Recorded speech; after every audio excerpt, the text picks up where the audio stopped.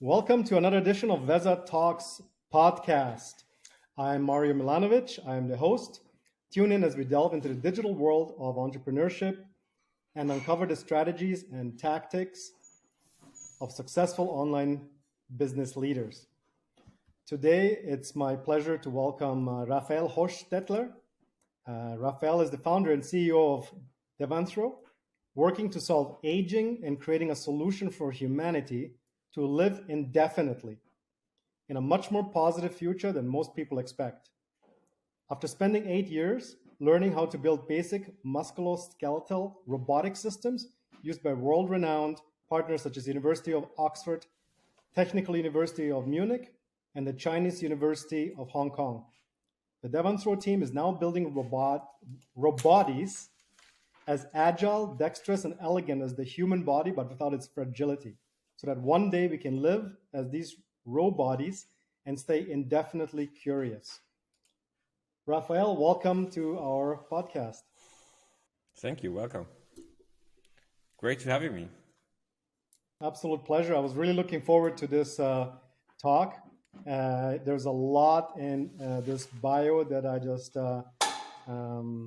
unraveled. I think all the questions are right in there, and our listeners are going to have a lot of things to think about.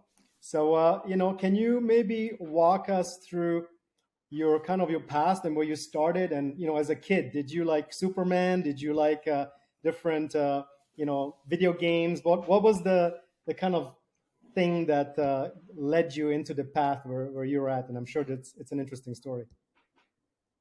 So I would say I've always been very serendipitous. If you would ask someone, what is a lucky person? I've been very, very lucky. Like from where I was born in Switzerland, it's a very beautiful country, to being not too dumb. It's like, so I've had a lot of luck, and I was always very curious. Like I always wanted to see how things work and understand them.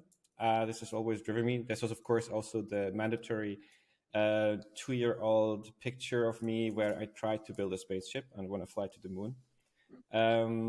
So I was really always like trying to play with technology, try to understand it. But I would say I grew up on the countryside in a small village, and then moved to a bigger city for when I ended my school, and then started studying physics. Realized that while it is as hard as I was thinking it would be, it's actually too theoretical for me. And then I finished in computational science and engineering at ETH Zurich. So that's it's actually a very cool study. So if you have a child and you think about what should they study, that's a great thing to study, because it gives you an idea about very, very powerful tools like neural networks, like all sorts of algorithms. And then this idea that this works everywhere in nature. And that's really cool, like, because understanding that nature is more or less the same everywhere in terms of if you want to simulate its interactions. I think that's a very powerful understanding. So that's a great thing to study. And I did, and then I slipped into the whole robotics space, and it fit very well because I always wanted to live indefinitely. I never understood why there should be an end to life.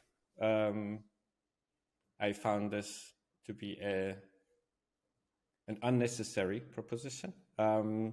So I was thinking about what is the pathway to actually living indefinitely? What do we need to be doing? And if you think about it logically, you will eventually, statistically, even if you can live, if you solve aging, you will eventually get hit by a bus, right? So statistically, you will have an accident at some point in the future, and that's how your life ends. Or there will be some malfunction in your body, and that's how you're going to be ending, even if, like, technically we solve the aging problem.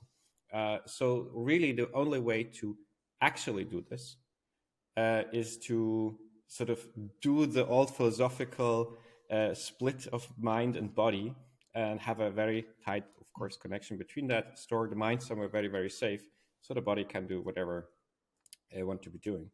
And then in this challenge, at the end of the day, before we get into the specifics, which I think are going to be amazing, I mean, I'm a student of actually singularity myself, and I've studied Dr. Aubrey de Grey, very familiar with him, and the Sense Foundation and all that. So it's super interesting for me. Before we get into that, I want to know about you were building basic musculoskeletal robotic systems. It's hard word to pronounce. Can you tell our viewers what that is? So actually, it's a very simple idea. It's just very hard to do. And the idea is, what if you would build robotics body after the image of the best robotic body that we know, and that's our bodies, or generally biological bodies. So really try to build robots that have muscles and tendons, that copy sort of the inner working principles of our bodies, and hope that thereby we can build more capable robot, but also in use this in sort of in the other direction to learn about the human body and how to eventually also make a copy of it. Of course, it's a very long way, and you need to start somewhere. So we basically decided that the point where it's interesting is this conceptual musculoskeletal approach. So basically, if you do with standard robotics, where you have motors in the joints, so every joint basically has one motor, more or less. But this is not how our body works, right? We have a mess of muscles, and muscles interact with not just one joint, but sometimes two, and it's also super.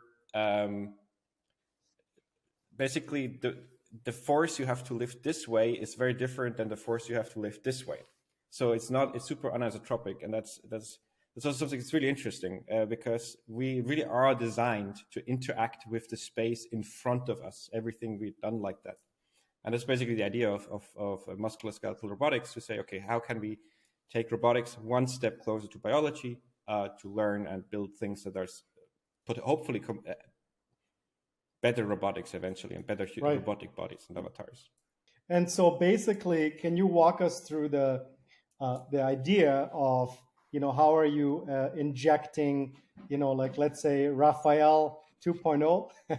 How will AI, I imagine, use the information that's available or will be available to merge the robot with, I guess, the personality of the person, I imagine? Yeah, so that's a very good question, right? Because sort of we've been working on the body side, and then there's clearly the brain side, the person side, the compute side. And when I was thinking, like, how can we get there, there was a choice. I had a choice to make, and I looked at the brain side, and we've been part of the Human Brain Projects also for a while, and I realized we actually don't understand as humanity what it takes to record and then simulate a person. Like, we don't know at which level do we actually need to record not just brain, like, because right, we are a lot more than our brains. We are like our whole body. We have neurons in your stomach and so on. So really this is a fundamentally unsolved question. And then that's also why I do robotic bodies, because whoever sort of locks in onto the right part of the brain question will need bodies eventually. And we think there's a lot easier to access commercial opportunities on the robotic side. So to answer the question, like, how do I imagine the connection? I think at the end of the day, from my current understanding, it will probably be some sort of destructive scan. Basically, you will have to lock in the brain in place, or the body, and then scan it layer by layer, and then recreate a simulation of that. And then we need to very well understand how our brains map our current sensory inputs. We will have to recreate them in the robotic body. We need to transfer this data. We'll have all sorts of physical limitations right now. For example, latency is an issue, right? There's also physical limitations to latency, which I think will not be so much of a problem, because our body is, like, everything in our body is relatively slow. If you look at the sort of the speed of information transfer in the body. So I think that will be doable. So I think the way it will be, basically, there will be a full body scan of the body. It will be recreated digitally, and then have a very, very high bandwidth real-time connection to the robotic avatar. That will be the very interesting part. Like, the body image will need to fit very closely to the existing body image that we have, or we will have to find some kind of transfer function. And this is, of course, this is what also very interesting to understand. Like, how do we transfer, and to make it sure it feels natural to us to have this robotic body, right, and have the sense at the right place and so on. Yeah, I didn't realize that you were actually going to use scans of the brain and whatnot to achieve this. I was thinking more of the lines of, taking all the social media videos, pictures, patterns of movement, like even just this podcast, I suppose, and using AI to inject that into the robotics. I imagine it's all of it, right?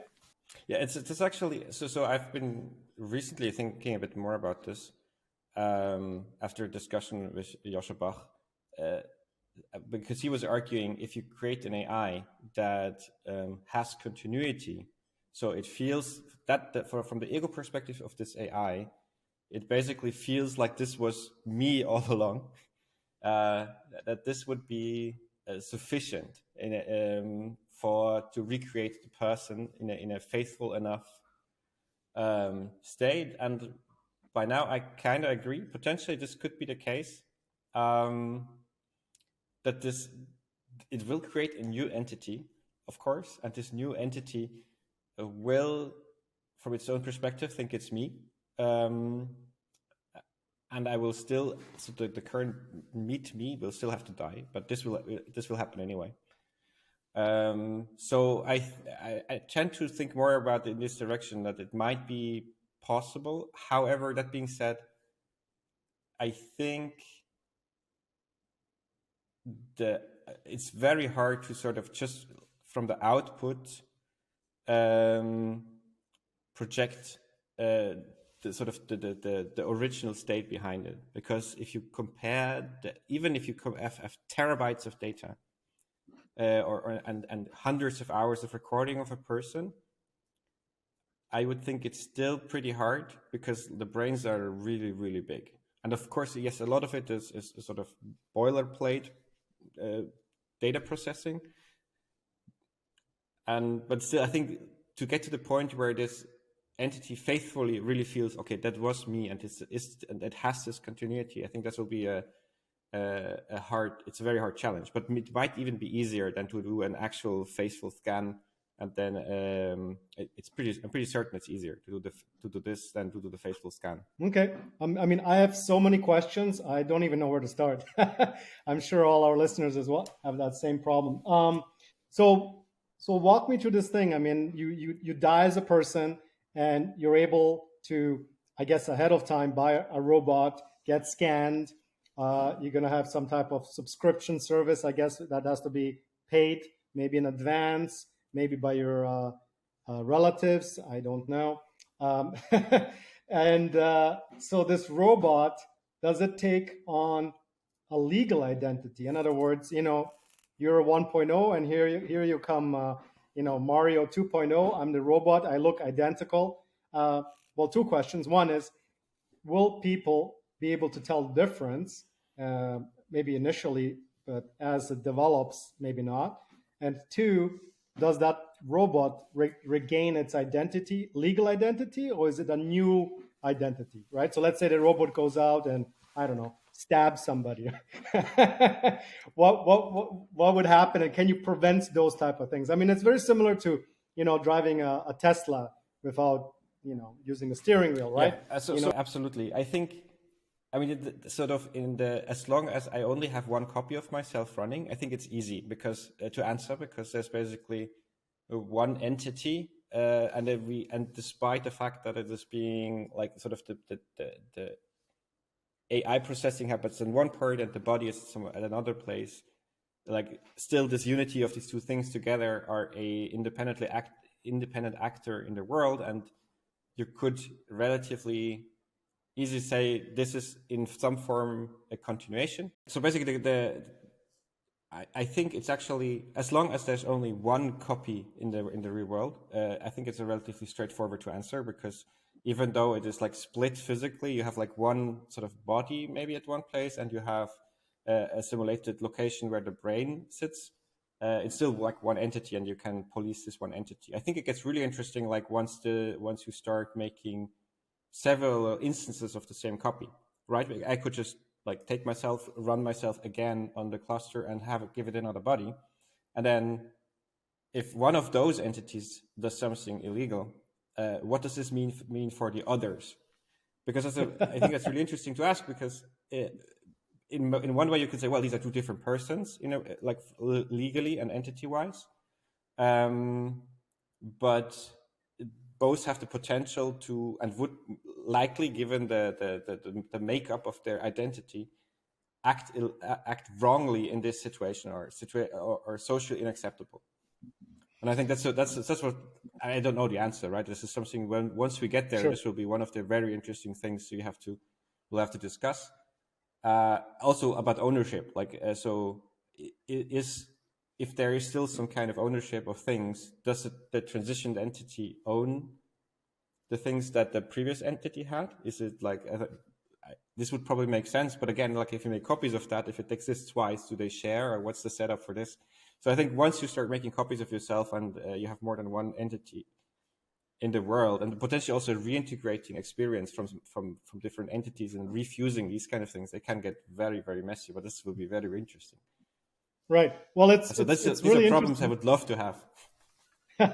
Sure. So I guess every time you answer a question, I literally have 5 more, questions.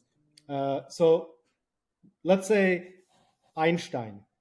You have a person that has an IQ of whatever 160, 80, and wouldn't you want to populate Earth with as many smart people as possible? In other words, like how will that work? I mean, I've never even thought about this. This is on the fly. What would you, let's say you have a country and you get and you finance a person that's super smart, or maybe 1,000 of them, and all of a sudden you copy 1,000,000 smart people. Is that what is that going to look like, and what is that going to how is that going to affect the global ecosystem of countries, right? And do you have any thoughts about that? I think, I mean, the question will we have countries by that point? I mean, but assuming we still have something like these kind of groups of people that together form some kind of entity that might fight or be at least in opposition to another group of entities. Of course, there's a risk if one of the entities starts to multiply their agents. I think trying to multiply the same agent is probably not a good strategy, because if you think about reality as a big fitness landscape, and we have a very, very fit person, like she's intelligent, that works very well in the current system. What you do if you sort of sample more and more in this sort of valley of current fitness, you get very brittle versus the changes in this fitness landscape. Say, I don't know, you make people that are super smart, but they only work as long as the local temperature is between 25 and 32 degrees. And then you have an asteroid impact, and then the global temperature drops to below 25 degrees. Well, you just evaporated the country. So I think that's also an argument to be made in general for diversity, to really make sure that you keep diverse setup of entities that are very different and that sample the global space as in a diverse way. A, because it's more interesting. 2, because it's more resilient. So I think that's really something you'd want to be doing. And of course, at the end of the day, the main resource constraints will be the usage of resources by these embodiments, and of course the energy. But I'm pretty sure by the time we have that, we have solved fusion. Fusion might be 50 years in the future, but this is definitely more. Yeah. Okay. Well, besides the things that I can think of, like how to reduce human error, increase safety, integration in society, and all this kind of thing. I think the big question that everybody has on their mind right now is, you know, where's the kill switch? Are these guys going to take us over, the ones that are normal, or the 1.0 version? What thoughts do you have about that? I always loved like the way that data was integrated into their local society in Star Trek, and I think again that's an argument for diversity. I think there should not be a kind of entity that tries to take over what is already existing. I think generally it's much more efficient to find a balance with and find an economic niche for new entities to thrive in, and then see where the interaction between existing biological humans and these new non-biological, whatever you want to call them, works best. And even if they think 10,000 times faster or something like that, I still think that should not be ground for concern. Like I would want to set this up in a way that this stays a balance between the two, and basically make sure that and I think the problem is, as long as we don't have a resource constraint, basically the problem always starts once there's resource constraints, right? And then you need to think about where you allocate these resources. And I think the good thing is that these virtual entities, they will have a different requirement in terms of resources. I mean, they mainly require energy to handle the compute, and then you need to build bodies for it. But even there, I think like the average amount of resources you require to build a humanoid avatar form is orders of magnitude below what you need for an average human nowadays. And we're already pretty good with like 8 billion humans on the planet. Right. So, so you're the founder and CEO of Devanthro, and so the company is up and running. How long has it been in existence, and where are you guys in terms of developing this this robot? I see you have a robot behind you. I hope it's a little bigger, or maybe I hope it's not. It's the same size, so I can squish it. No, it's actually it's just a small figurine that we built as a way of showing to people. And so yeah, we've been started in 2013, not as a company, as a research project, I would say. We've been really in this kind of musculoskeletal area where we try to develop new generations of hardware. We try to I think one thing that makes us a bit special, we've always tried to have our robots and prototypes out in the world and have people interact with them. And that's a nice thing about this musculoskeletal approach. While it's much less accurate than classical robotics, it's super robust, right? You can hug the robot, you can throw stuff at it, and so on. It's really robust. It doesn't break a lot, and and it's also quite safe because it's compliant. If an industrial robot and you want to move it away, if it's off, well, you got to move the whole robot away.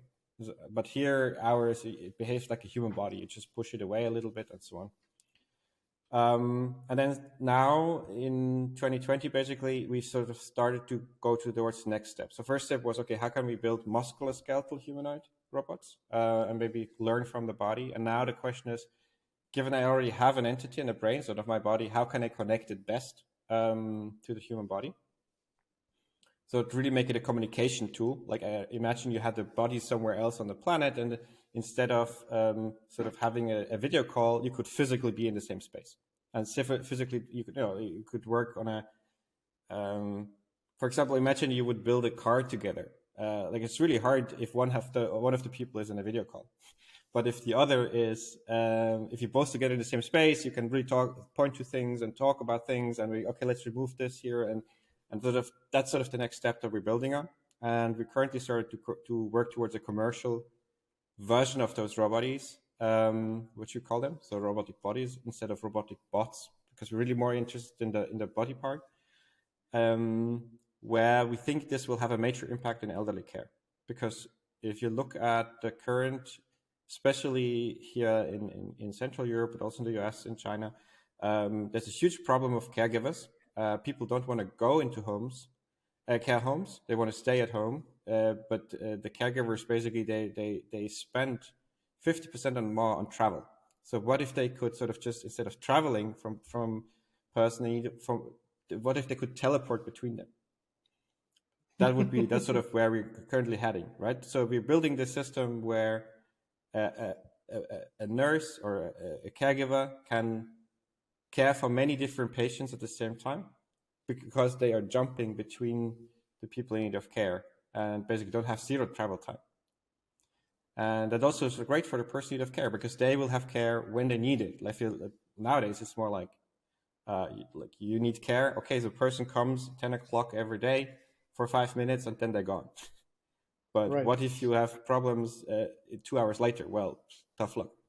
So I think that's sort of where this technology and adds a lot of value, and it also really fits nicely sort of into the overall strategy, saying we go from robotic bodies that imitate the human body to collecting the brain studies, or with its currently best way that we can do it.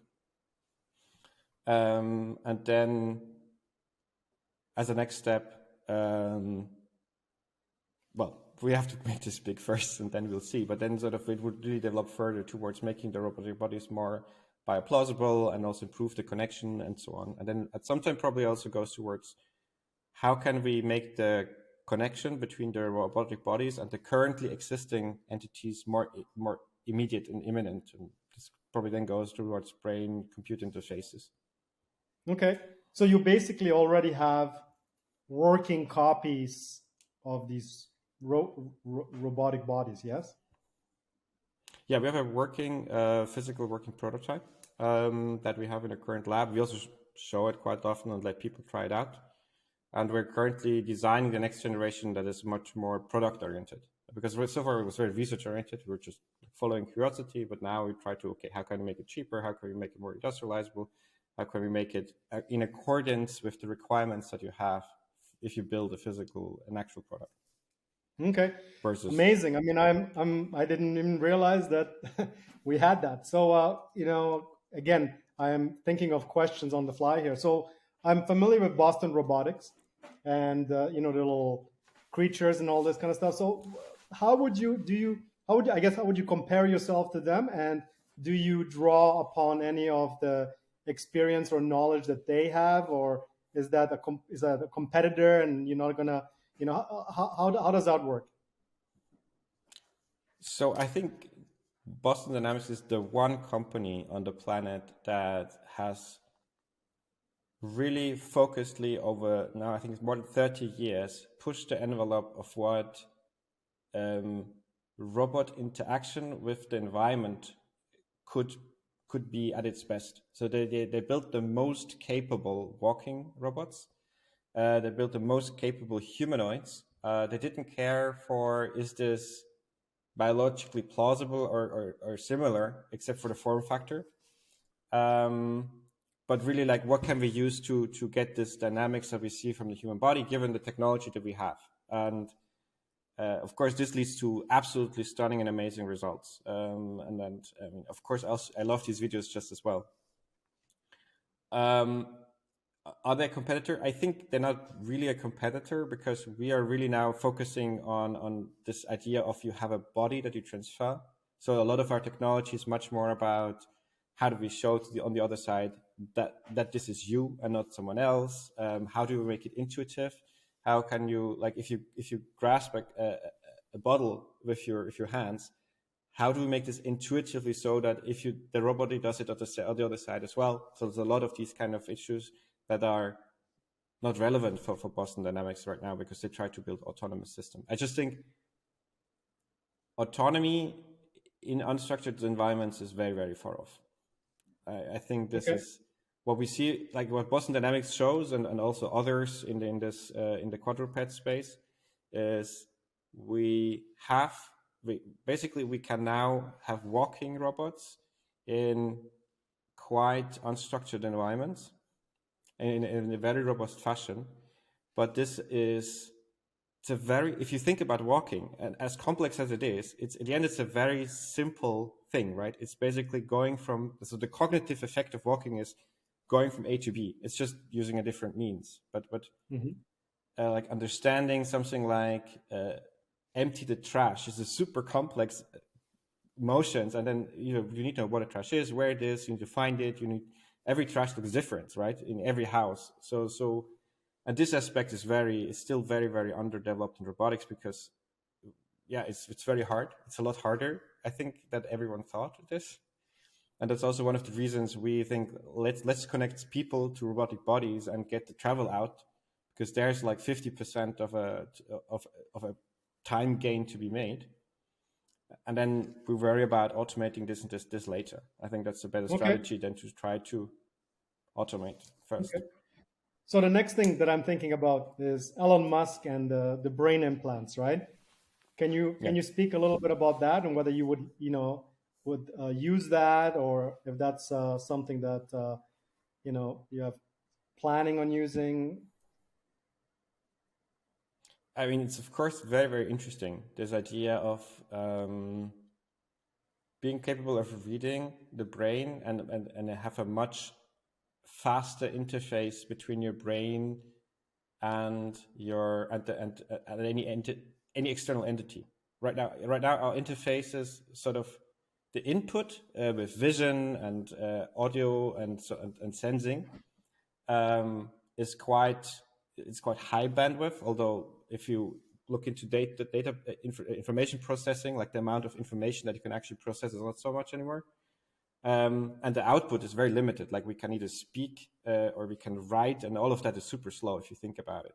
So the way of having a more thinking about having a more integrated fashion of getting information in and out of a body, of course, is very, very interesting.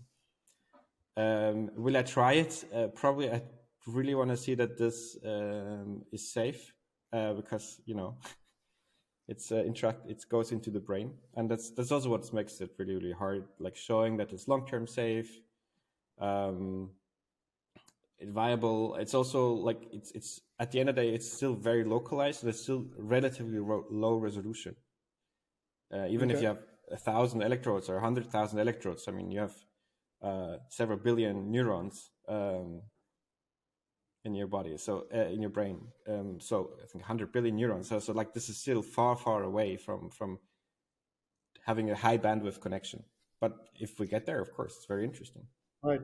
Well, in the call it IT space, far, far away, sometimes it's only 10 years, right? It's amazing how quickly we have developed from rotary phones to where we are now, right?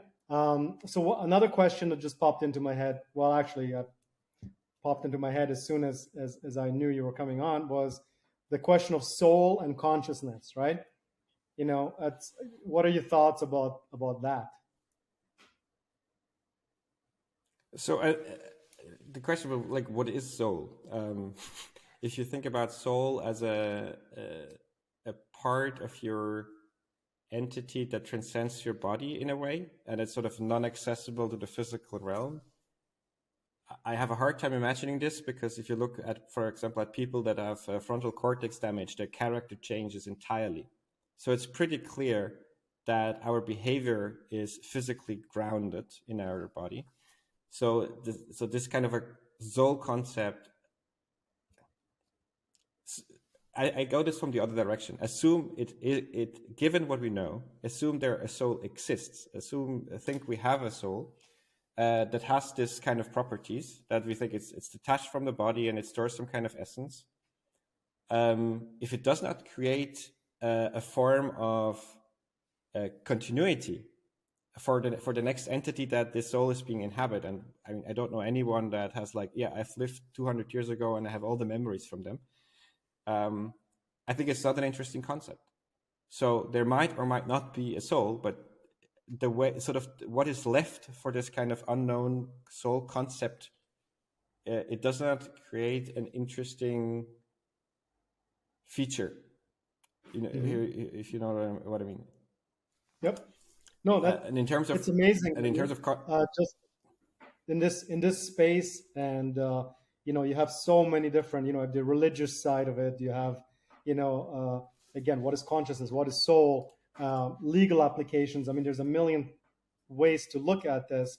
And I mean, I'm fascinated with the copy. Like I could, copy myself, I don't know, 10 times over and just hang out with myself. I don't know if I want that, but it's a crazy idea. I think it's fascinating. So where do you see your company, let's say 10 years from now? Do you think in 10 years there's going to be, an ability to buy something or something similar, or like, where are we in terms of, the timeline, so to speak?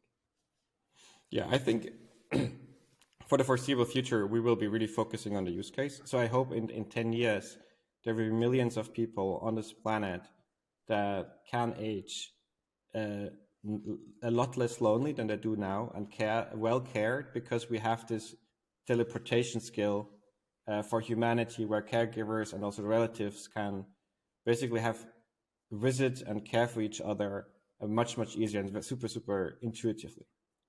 And I think if we get there, that would be amazing. Because I think one important aspect of this whole idea of trying to live indefinitely is, of course, if you assume that you're going to live in 200 or 400 years, well, we also better have a society that's worth living in. So I'm super passionate about what can we build that really makes the world a better place, and that helps, and that brings society forward, and that ensures that basically we have a positive and enjoyable future. Because I mean, imagine the next 400 years are like World War III. I mean, who would want to live in that? No one. So really thinking about what can we do, what can we build with this company to make the world a more positive place. I think that's really the goal. Right. Well, I mean, it's a fantastically curious question, and right away when you were talking about having a better future, that's the optimistic side, and I love it, and I think it's amazing that it would. And then, of course, right away in the back of my mind, I'm like, yeah, but there's always going to be this one guy that's gonna, the quadrillionaire guy that's gonna, build an army and use it for evil purposes, right? So I guess those questions you can't solve now. It's, I guess, kind of like opening up a can of worms at some point, and it has to be addressed in some way that I don't even want to start to understand. You're talking about teleporting. So, the concept of a robot and living and all that, I mean, I kind of can wrap my head around that. But teleporting is something that, I mean, you mentioned it a couple of times, and I was going to ask you, how do you see, is it going to be easier to teleport because this is not a human version, or like, how do you see that? Or is it just like something that's 100 years away? So, I mean, it depends what we mean. If you mean like actual physical teleportation of the entity, so like local scanning and destruction and recreation at a different place, I think we are probably safe a few thousand years away from that, if it's even physically possible. So, okay. So yeah, I think, I mean, I would love, that's like one of the goals, right? Like if I could live indefinitely, I would definitely get to see that and see, this is actually possible. This is so amazing. And that's what I would like. This is one of the part of the motivation, right? To all see all these technologies that science fiction has been promising, and what it does with society, and how this, what we can learn about reality. So what I think, like the feasible way of teleportation is really having, like bodies, robotic bodies at different locations on the planet, and then you being able to embody them over a distance. Basically make it your avatar, like in the movie Avatar, which you like put on it. And then all your experience is basically from the perspective of this local embodied self. So for all intents and purposes, to you, it feels like you teleported. And of course, the question will be how, like one big question is really how do you build these systems so that from the perspective of the person interacting with you through this robot, they are, oh yeah, this is clearly Mario, or this is clearly Rafael. I know this, like it's, and it also feels like Mario's here. It doesn't feel like we're in two different spaces. We have this feeling of immanence and togetherness, and that's like, it's a really interesting question, I think. How we can achieve that. And then of course it has a lot to do with design. It has a lot to do with I think fashion, actually. a lot to do with, of course, tons of technology. Like how can we overcome the technical hurdles, but also some physical hurdles, potentially using the malleability of our brains. Like there's a lot of ways to trick the brains into believing certain things, and if you do it the right way, you might feel totally immersed, although you might not have, we might not actually stimulate the whole skin, but the way we are like creating visual stimuli, this creates the illusion that someone touched you at some certain spot or something like that. Yeah, I'm fascinated by this topic. We're kind of getting to the end of our podcast. I would love to have you on every 6 months or even once a year, and update everybody on what you guys have achieved. Because again, I'm blown away that that technology even exists. It's very sci-fi, and it will be really cool to talk to you, a couple times a year, that kind of thing. If you're willing to come on the podcast again. Absolutely, yeah. No, I mean, I love talking about these things, and I also love being challenged on these things and have like, okay, but what do you do? What do we really do about the billionaire problem that goes crazy but now lives indefinitely and tries to, like, how do we actually go about this problem? And I think it is a problem, but we need to think about it. It's of course not very imminent, but nonetheless, I mean, it's something we probably want to prevent of happening before it happens. Well, maybe people can vote. It's kind of like the whole all of humanity can vote on people that can, like there's different levels, and you have a probation period. I don't know. I mean, that's a very interesting approach to say, like, okay, so you can do whatever you want, but there's always the option that there's sort of a referendum where you can get voted out of existence. Right. Very amazing. So the little robot behind you, is that an actual copy of what you guys have? Can you show our viewers and put it to the camera right behind you?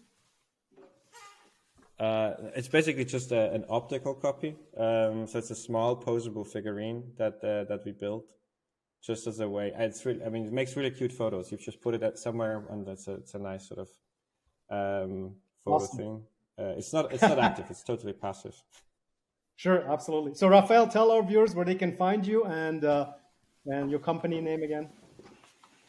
Yeah, so you can find us on devanthro.com, of course, social media, LinkedIn, Twitter.